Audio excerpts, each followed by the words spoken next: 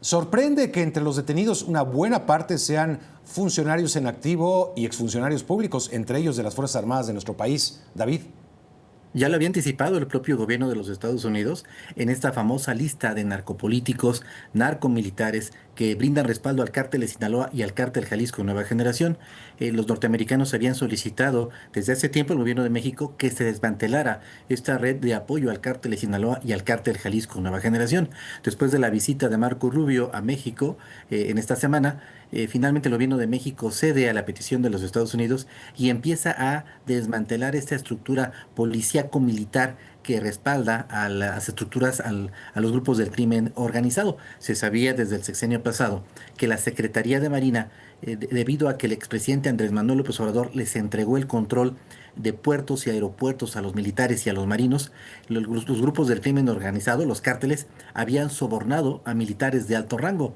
Incluso se llegó a comentar en Radio Pasillo de la Secretaría de Marina que el propio secretario estaba involucrado vía operadores cercanos a él. La persona que de mayor rango, un contraalmirante de la Marina, fue secretario particular del exsecretario de Marina y es el personaje de mayor rango que fue mencionado el día de hoy por Mar García Harfuch como un personaje ligado al crimen organizado en el delito conocido como huachicol fiscal.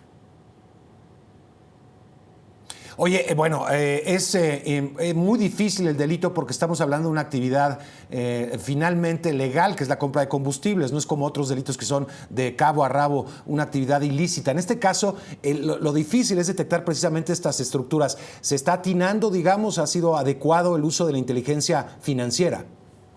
Bueno, en realidad este delito y este contrabando de gasolina se descubrió de manera incidental. Fue un golpe de suerte. Los norteamericanos estaban buscando, rastreando, geolocalizando los navíos, los barcos que transportaban droga, armas, personas a ambos lados de la frontera. Al hacer la revisión de algunos de estos barcos y verificar sus contenidos, se percataron que había una red de contrabando de combustible de los Estados Unidos hacia México y de petróleo crudo de México hacia los Estados Unidos. De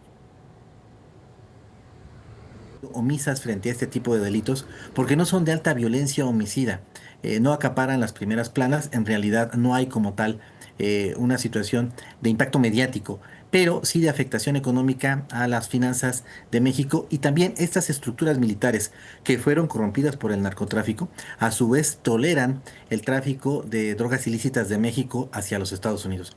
Para los norteamericanos era importante que el gobierno de México empezara la depuración de sus fuerzas armadas y la detención de almirantes y también generales de las Fuerzas Armadas en México vinculadas con el crimen organizado. Sin embargo, en México existe un anillo de protección, un pacto no escrito, en el sentido de que los militares gozan de una especie de fuero, que no pueden ser tocados por la justicia civil. Sin embargo, a petición de los norteamericanos, finalmente se da una captura de un almirante, un contraalmirante de alto rango. Habrá que recordar que en el pasado se intentó con el general Cienfuegos, exsecretario de la Defensa, detenido en los Estados Unidos y después repatriado a México y exonerado de los cargos debido a la presión de la élite militar en contra de Andrés Manuel López Obrador.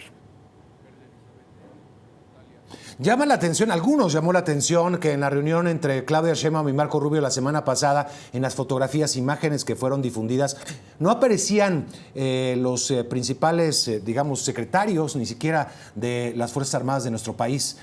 Posiblemente en las reuniones entre grupos así se hizo, entre ya las comitivas, pero en las fotografías donde aparece la gran reunión no estuvieron presentes. ¿Eso es común o va por ahí también parte de las suspicacias?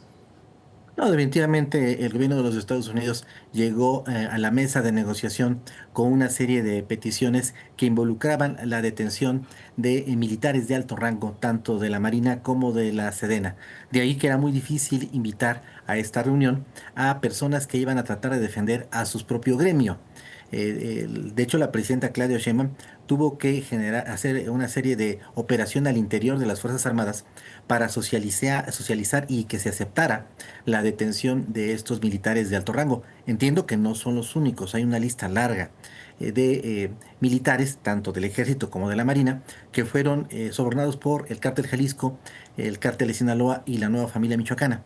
De ahí que en esta batalla contra el crimen organizado, el involucramiento de las Fuerzas Armadas mexicanas trajo consigo la penetración del narcotráfico en la Sedena, en la Marina y desde luego en la Guardia Nacional.